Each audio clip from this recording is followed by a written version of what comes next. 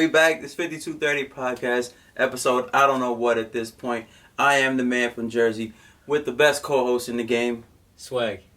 We keeping with the worst trades. We moving on down the list. This episode we got the Charlotte Hornets. But this one is tricky.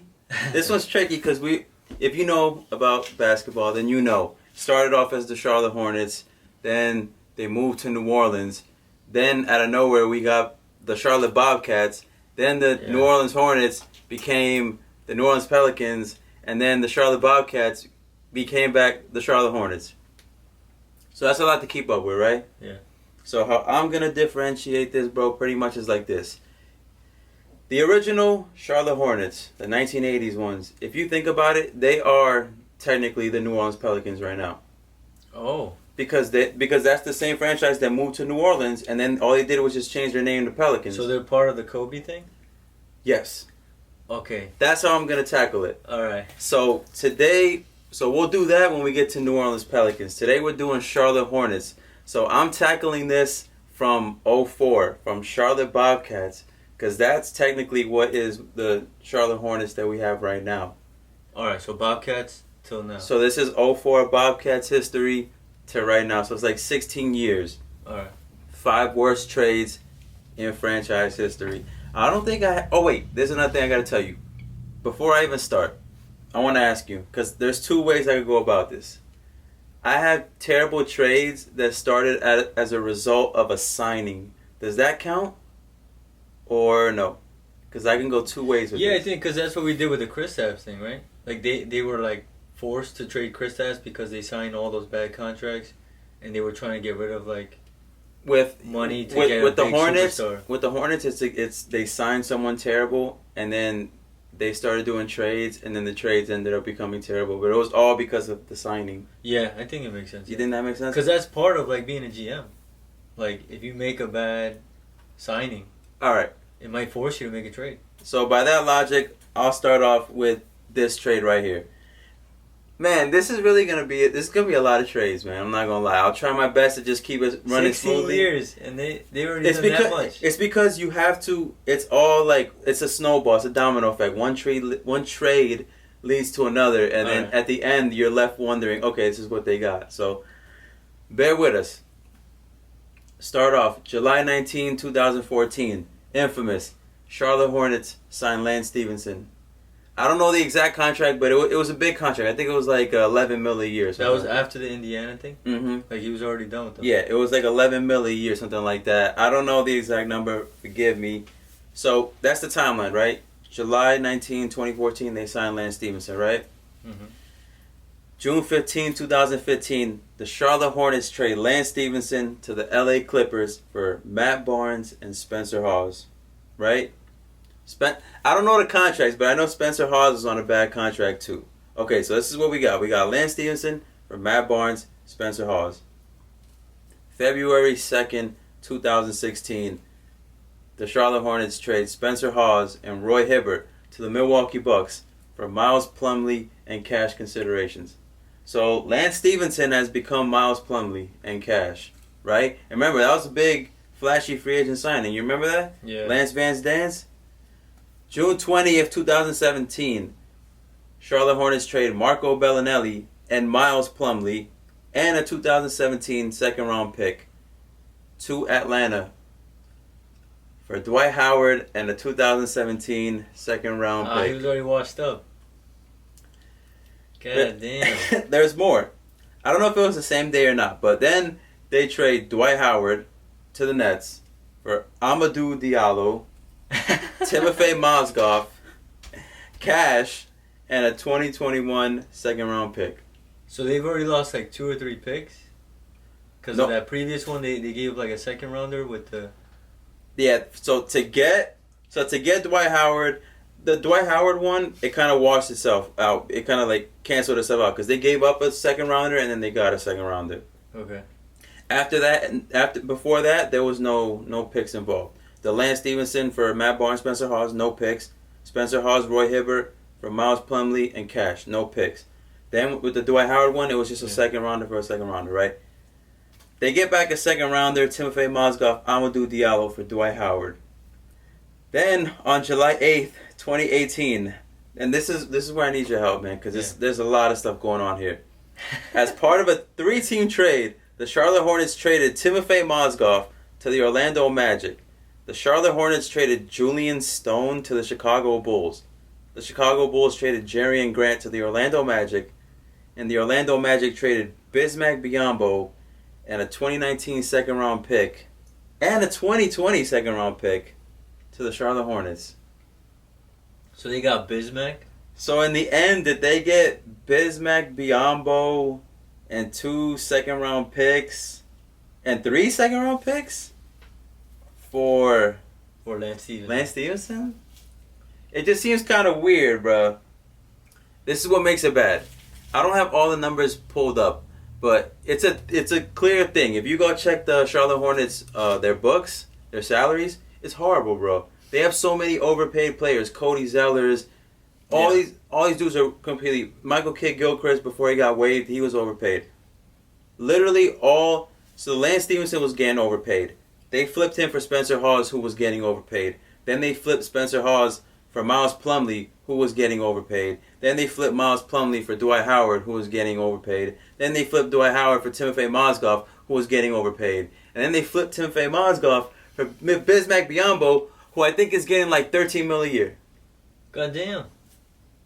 So where's Bismack now? He's still on the team. And to make matters worse, I don't know what they gave up Bismack for, but you remember they drafted Bismack. Oh yeah. So it was a welcome back in the end. Welcome back, Bismack. Oh man, that makes it terrible now. This was like a 4-year just terrible trades, and only to get Bismack Biyombo back and 3 second-round picks. It just seems like a headache, man. Yeah. So man. we're starting That's off. all part of like team chemistry. Like you got all those switches. Mm-hmm. How do you build a franchise? Yeah, bro, and this is Bismack for Bismack, pretty much. That's what the trade was.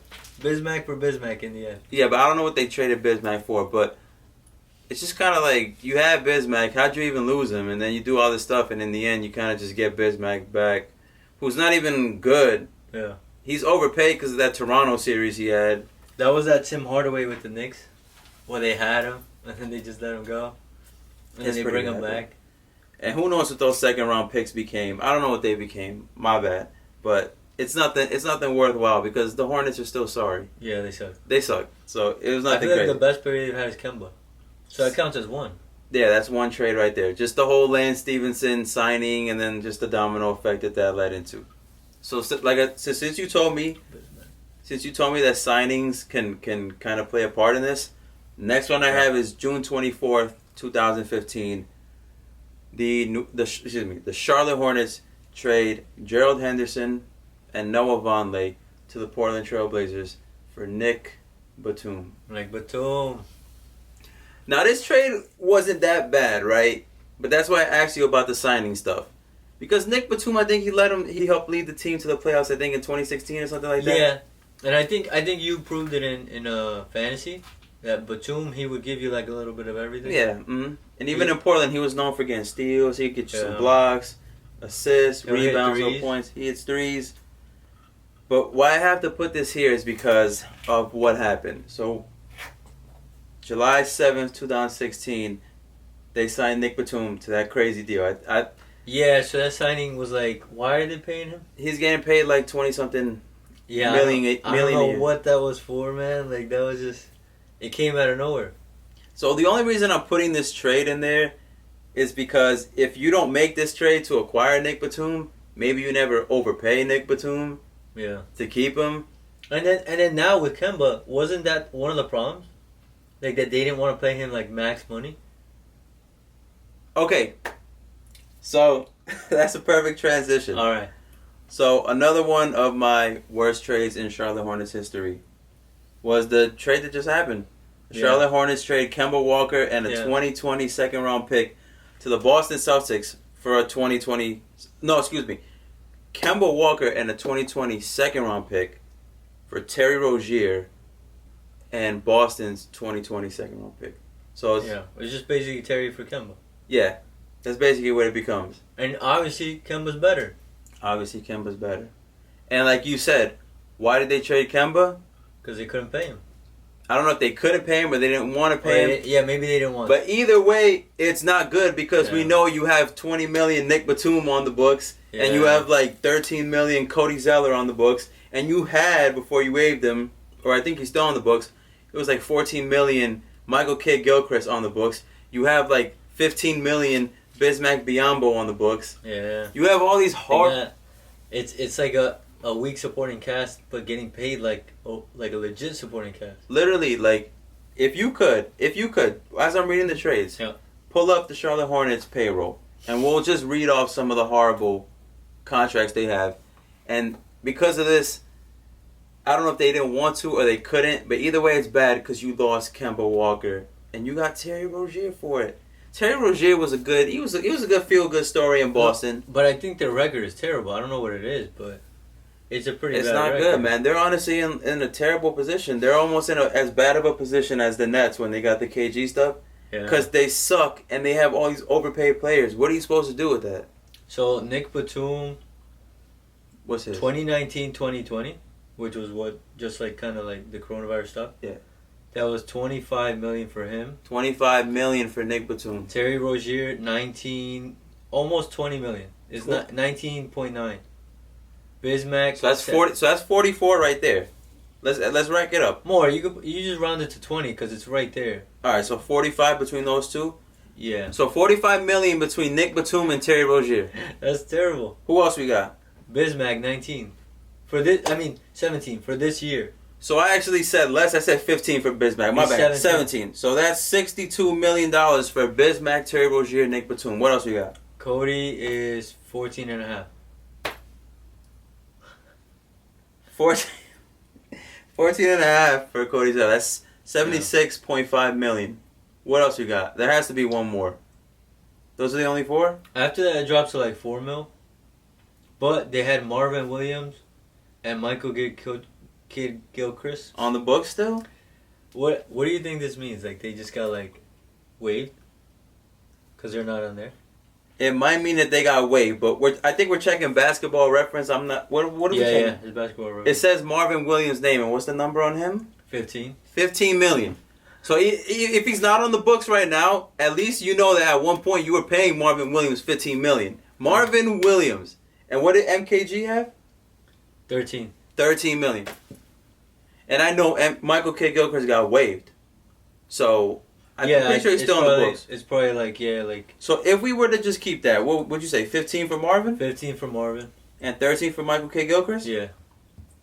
$104.5 million for Michael Kidd-Gilchrist, Marvin Williams, Cody Zeller, Nick Batum, Terry Rozier. Did I miss anyone? And Bismack Biyombo. And Bismack.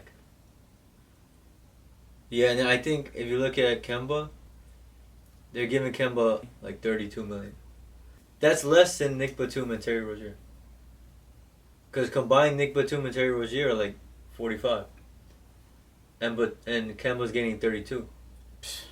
So, do we really have to explain this one? The Kemba Walker with Terry Rozier? Like, we've already established there's levels to this shit. Kemba is an all-star, right? Balling, out of control, could take over a game by himself. You can say what you want about his time in Charlotte, no playoff success or playoff appearances. Bro, that team is sorry. Yeah. There's levels to this shit. Not everyone is LeBron that could just lead like dudes from the YMCA to the playoffs. Some dudes need a little more than Nick Batum and Cody Zeller and Bismack. Kemba averaged over 20 for 5 years straight. Plus 5 assists every game. Like the only year that he didn't average 5 was his like rookie year. 5 assists. And to the Charlotte Hornets front office, I'm pretty sure that the only reason people were even coming to games was to see Kemba. Who was going to see Michael Kidd-Gilchrist? Because Kemba would have those nights where he would go on fire. He would go on fire. He would drop 50, flirt with 40. So, you had to mention that one, man. The Kemba Walker trade. Yeah. Yeah, that's pretty bad. Terry Rozier, he's putting up some numbers, but the team's not winning either. I don't think he's worth $20 million. So, the trade alone was bad. But the fact that you also gave him the $19 million is just adding insult to injury. Yeah, I don't know. What it was just because of like Boston doing okay, like when Kyrie was hurt. Like that's what picked up Terry Rozier, right? Like yeah, because he was filling in. Yeah, it was just because he wasn't even the main guy. But I don't get how some of these teams fall victim to this hype. And when we as fans, we know, I knew from the start, I'm like, don't pay Terry Rozier this, right? Yeah. This was clearly an example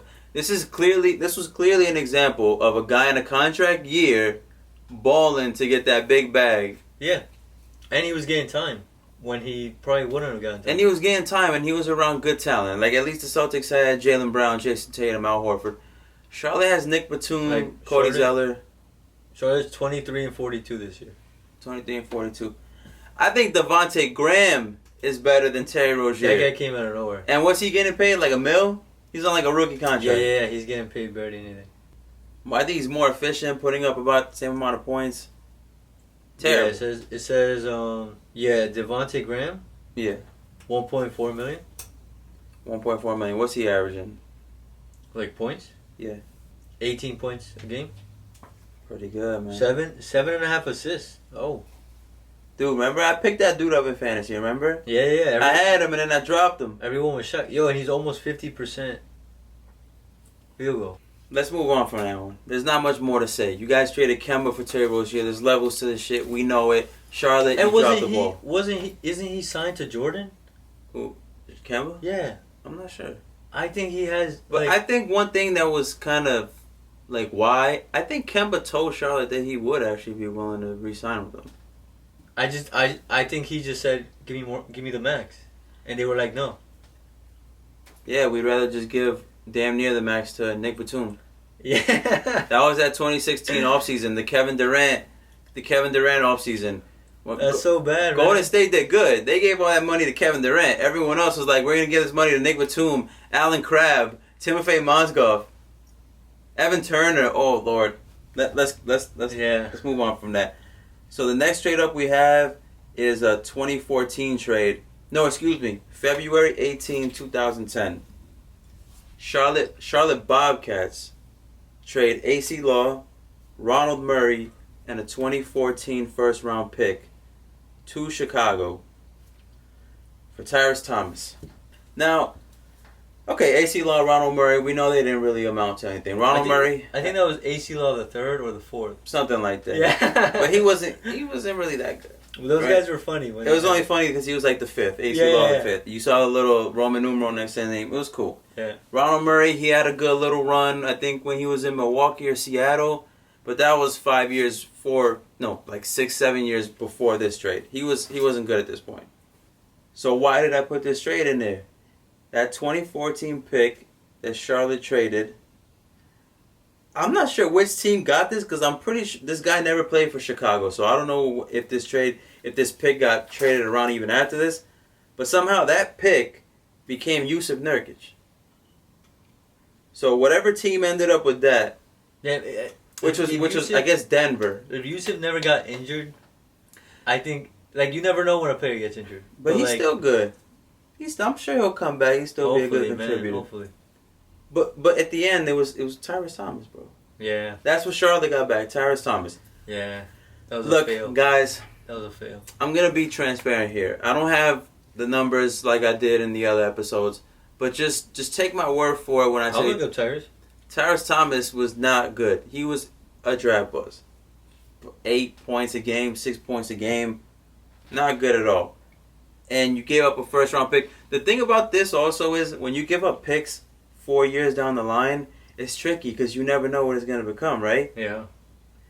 He was 2016 first round pick.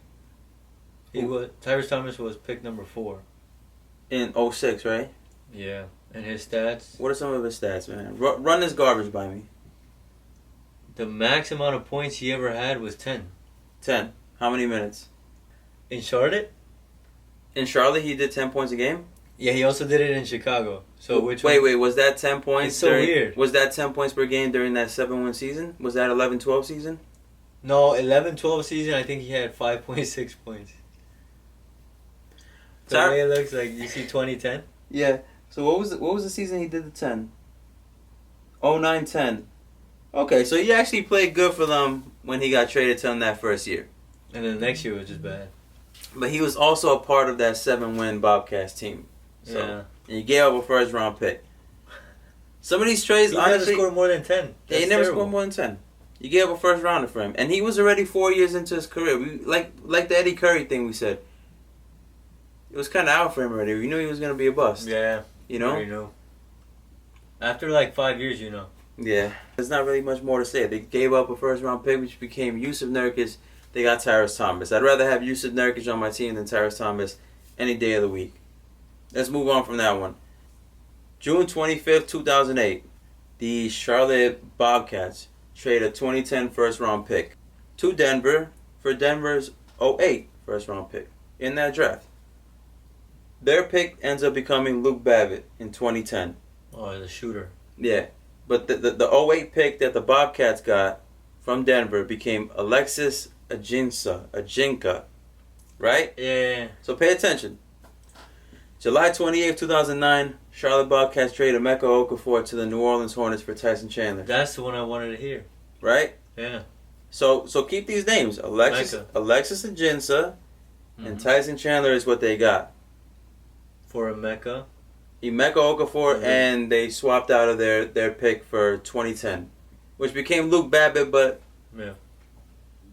July 13, 2010, Charlotte Bobcats trade Alexis Ajinka and Tyson Chandler to the Dallas Mavericks for Matt Carroll, Eric Dampier, Eduardo Nájera, and cash. Mic drop. You guys swapped your 2010 pick for 2008. Took Alexis Ajinka, traded Emeka Okafor for Tyson Chandler. So you. What is the logic behind this? Tyson Chandler won a championship after that. Yeah, what is the logic behind? And Tyson Chandler was part of that 09-10 Bobcats team that made the playoffs. They got mollywopped by Orlando, but I'm pretty sure that was the first time up to that point that the Bobcats made the playoffs in their history. And Tyson Chandler was he was a starting center for that team. Tyson Chandler was good, man. And right after that, you trade him. So when you run through it, you traded Emeka Okafor, and you for some reason you weirdly swapped your pick for 2010 for 2008 for Matt Carroll, Eric Dampier, and Eduardo Nájera. Yo, the Mavs just like. That's a good trade for the Mavs. The Mavs definitely won that trade. The Mavs literally gave up. They dominated that trade. They gave up a bag of potato chips. They gave up a candy bar. And they gave them like a bandage or something. And they were like, here's a bandage to heal the wound. It was a used bandage. Here's a used bandage to heal the wound because we just got Tyson Chandler from you. We're about to win a ring in a year from now. Dude, that was one of the biggest keys because he was the big man that stayed down low, defended the rim, while Dirk was out there just... Not a good trade, bro. Not a good trade. I think this might be the last... No, we got two more. Bear with me. June 23rd, 2011. Charlotte Bobcats trade... I'm pretty sure you didn't know this one. All right. Charlotte Bobcats drafted Tobias Harris. No, I didn't know. Bobcats. June 23rd, 2011, Charlotte Bobcats trade Tobias Harris and Steven Jackson and Sean Livingston. Steven Jackson, who the season before this averaged 18 points for you guys a game. Tobias, Sean Livingston? But this wasn't Warriors Livingston, but I mean, hey. No, but still, Sean Livingston, when he came into the league, before that knee injury, everyone knew he was good. Everyone was expecting him to become a star. Yeah. And then he got hurt, and that's the only thing that slowed him down. Like, he came out of high school. Oh, God. Dang, man, I wish I transitioned this way better. All right, check this out, bro. So, yeah. Charlotte Bobcats, they lose Tobias Harris, they lose Steven Jackson, they lose Sean Livingston, right? And this is actually the terrible part. All three of those guys went to Milwaukee. Milwaukee literally got all three of them. They got Sean Livingston, Steven Jackson, Tobias Harris. In that trade? Yeah, in that trade. Okay. The Milwaukee Bucks traded Corey Maggette to the Charlotte Bobcats. Then there's a whole bunch of other players going. And then the other thing was the Sacramento Kings traded Bismack Biyombo to the Charlotte Bobcats. That was how Bismack came back? No, that's how we ended up on the team in the first place, 2011. Oh. So run through it, right? Tobias Harris, Steven Jackson, Sean Livingston for Corey Maggette and Bismack Biyombo. But there's more to it. Like I said, domino effect, snowball, right? June 26, 2012, Charlotte Bobcats trade Corey Maggette to the Detroit Pistons for Ben Gordon and a 2014 first-round pick, which became Noah Vonleh. And I think like 2 years later they waived Ben Gordon. So let's just cancel that name out. Ben Gordon is gone now. So I'm gonna break it down for you. In the end, it became Bismack Biyombo and Noah Vonleh for Tobias Harris, Steven Jackson, and Sean Livingston. That doesn't seem very good to me. Yeah, those three guys are all really good. Yeah. Tobias Harris, we know what he became. I don't know if he ever cracked an All-Star, but if not, he's damn near borderline All-Star. Steven Jackson just averaged 18 for you guys the season prior. Was up. Him and Gerald Wallace were the captains when you guys made the playoffs in 09-10. And then Sean Livingston, he's a champion. It just hurts because we know what happened later on with Golden State. He's a champion. And you guys got Bismack Biyombo and Noah Vonleh. Noah Vonleh, he didn't do anything. And then it hurts even more, like we said, because of what we know you guys did later to get Bismack back. It's just bad, man. And this is all Michael Jordan? I don't know if Michael Jordan's the one doing the trades or what, but these are horrible, man. These are horrible. Charlotte Hornets fans, like, you know how the Knicks fans want to riot outside of MSG? How are you guys not doing the very same thing? This is years.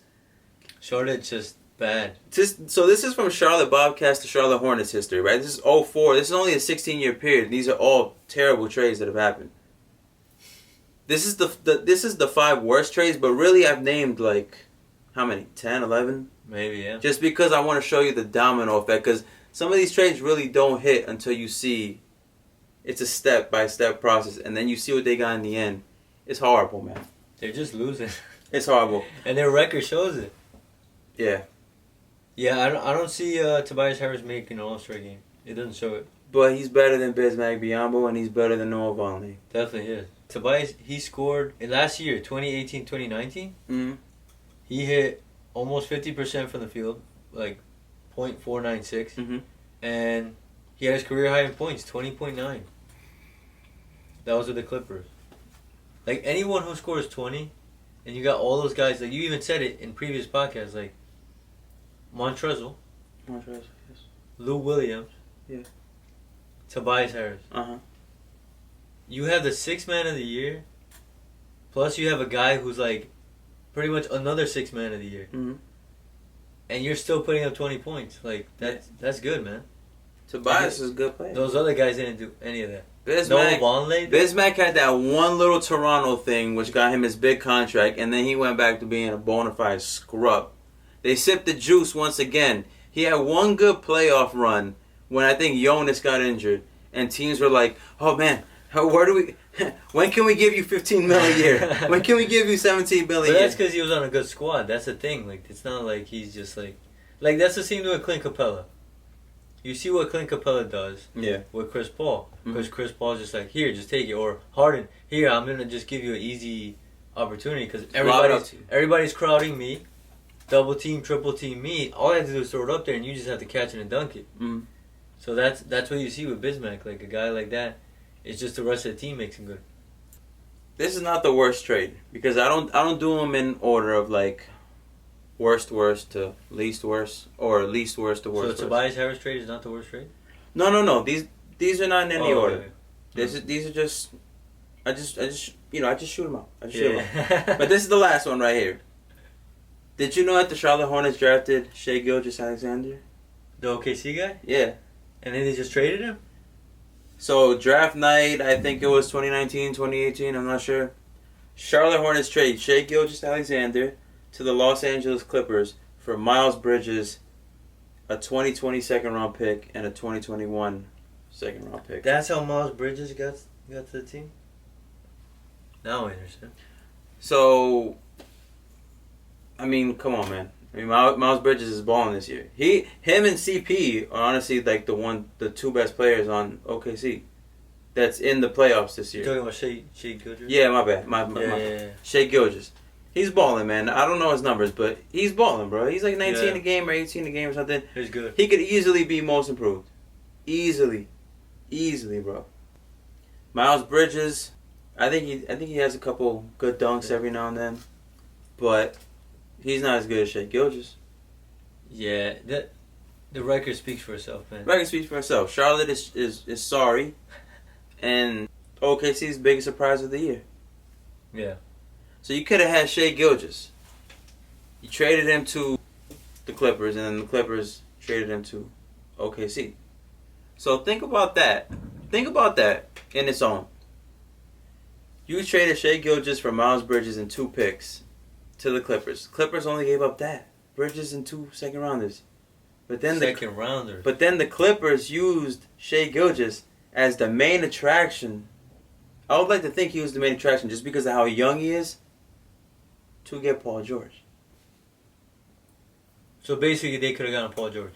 No, I'm not saying that. But it's interesting to think of. You know? Mm-hmm. It's interesting to think of how some teams could really pick out an asset and find the way to get the most from it. Where some teams are just like, oh yeah, we're just trading for this, whatever. Yeah. Miles Bridges. Yeah, like all that stuff with Sean Livingston. Like, dude, Sean Livingston, even when he first came into the league, he was not a bum. Like, he wasn't a bum. It was like, dude, this guy has potential. Like, he's really good. Yeah, he was just playing behind Sam I Am. And they could have gotten way more. Yeah. And they just got... What did you tell me? Bismack and then somebody else? Bismack and Noah Vonleh. For Sean Livingston. Steven Jackson. And Tobias Harris. God, I feel like that's the worst one. But honestly, Tobias Harris, it's not even the Hornets.